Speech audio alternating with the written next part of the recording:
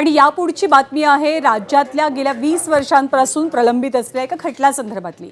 काही खटले काही निकाल असे असतात की जे केवळ न्यायव्यवस्थेपुरते मर्यादित राहत नाहीत, न्यायापुरते मर्यादित राहत नाहीत, तर त्याचा राजकीय परिणाम सुद्धा पाहायला मिळतो। असाच एक खटला पवनराजे निंबाळकर हत्या प्रकरणाचा।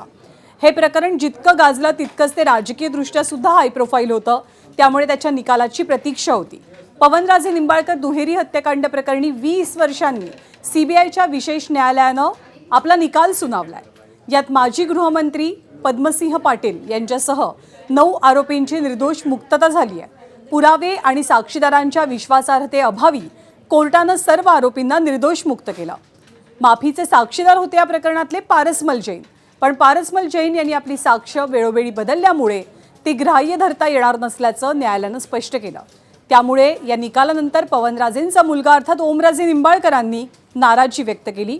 या निर्णयाबद्दल आपण वरच्या कोर्टात दाद मागू असं ओमराजेंनी म्हटलंय। दरम्यान निकाल विरोधात गेल्यामुळे धाराशिवमध्ये ओमराजे समर्थक आक्रमक झाले। निकालाच्या विरोधात धाराशिव बंद करण्याचा इशारा कार्यकर्त्यांनी दिला। हे सगळं प्रकरण काय होतं तर 20 वर्षांपूर्वी 3 जून 2006ला नवी मुंबईतल्या कळंबोली परिसरात काँग्रेस नेते पवनराजे निंबाळकर आणि त्यांचे गाडीचे चालक समत काझी या दोघांची गोळ्या झाडून हत्या झाली होती। माझ्या वडिलांची हत्या झाल्याच्या नंतर त्यांच्या आरोपीला शिक्षा व्हावी म्हणून 20 वर्षापर्यंत त्या न्यायालयात चक्रा मारणं, त्या प्रत्येक तारखेला उपस्थित राहणं, आणि सगळं प्रक्रिया आम्ही पार पाडून अपेक्षा इतकीच होती की दोषींना त्या ठिकाणी शासन व्हावं, शिक्षा व्हावी। पण दुर्दैवानं शेवटी कोर्टाच्या निर्णयाचा प्रत्येकाला सन्मान राखणं संविधानामध्ये गरजेचं आहे। पण निश्चितपणे ह्या निर्णयाच्या विरोधात माननीय उच्च न्यायालयात त्या ठिकाणी दाद मागितली जाईल। आणि ओमराजे निंबाळकर आता जरी म्हणत असले की वडिलांच्या केसच्या निकालाचा आणि मी माझी राजकीय भूमिका बदलण्याचा कोणताही संबंध नाही, तरी 2 दिवसांपूर्वी ओमराजेंची भाषा थोडीशी वेगळी होती। वडिलांच्या केसचा निकाल लागल्यानंतरच मी माझी राजकीय भूमिका स्पष्ट करेन असं ओमराजे निंबाळकरांनी म्हटलं होतं। आणि आजचाच तो दिवस होता। एकीकडे हायकोर्टात या संपूर्ण निकालाचं वाचन सुरू होतं, तर दुसरीकडे कोल्हापूरमध्ये केंद्रीय गृहमंत्री अमित शहा यांच्यासोबत उपमुख्यमंत्री एकनाथ शिंदे हे एका कार्यक्रमात होते। यावेळेला एक ड्रामॅटिक दृश्य पाहायला मिळालं। याच कार्यक्रमादरम्यान एकनाथ शिंदेंना अमित शहांच्या सभेतच एक फोन आला। तेव्हा सुरू होतं अमित शहांचं भाषण, पण या भाषणातनं एकनाथ शिंदे उठून काहीसे बाजूला गेले। त्यांनी फोनवरती संवाद साधला, त्यामुळे फोन नेमका कुणाचा होता याबद्दलचे तर्कवितर्क सुरू झाले।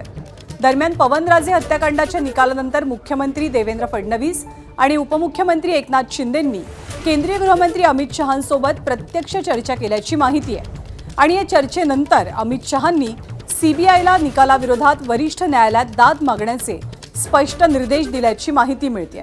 त्यामुळे एकनाथ शिंदेंना भर सभेत आलेला तो फोन या निकालाविषयीचाच होता का याबद्दलचे तर्कवितर्क लढवले जाऊ लागले। असा विश्वास होता की या खटल्यामध्ये, या खून खटल्यामध्ये आरोपींना सजा होईल, परंतु दुर्दैवाने हे सर्व आरोपी निर्दोष सोडण्याचा निर्णय कोर्टाने घेतलाय। मी स्वतः आणि मुख्यमंत्री देवेंद्रजी फडणवीसजी यांनी केंद्रीय गृहमंत्री अमित भाई शाह यांच्या कानावर ही घटना घातलेली आहे आणि त्यांनी तात्काळ सीबीआयला ही केस पुन्हा सीबीआय हायकोर्टामध्ये अपिलात जाईल अशा प्रकारचा विश्वास दिलेला आहे आणि त्यांनी तशा प्रकारचे सीबीआयला निर्देश देखील दिलेले आहेत। त्यामुळे हायकोर्टामध्ये ही केस चालेल आणि खऱ्या अर्थाने या लोकांना न्याय मिळेल।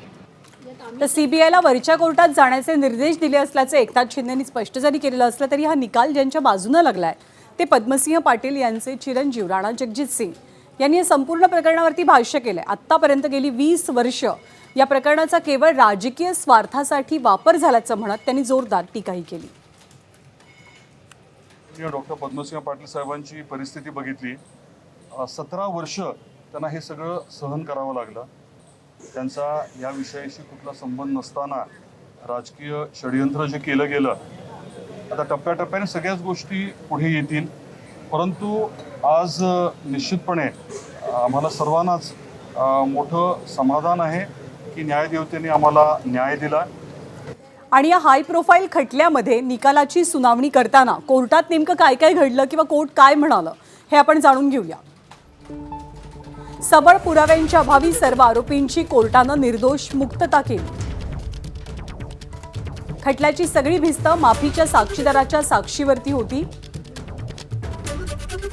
माफीच्या साक्षीदारांना जबाब वारंवार बदलले, त्यामुळे ते विश्वासार्ह नसल्याचं निरीक्षण कोर्टाकडनं नोंदवलं गेलं. कोणत्याही आरोपीच्या विरोधात ठोस पुरावे मिळाला नसल्याचंही कोर्टानं स्पष्ट केलं.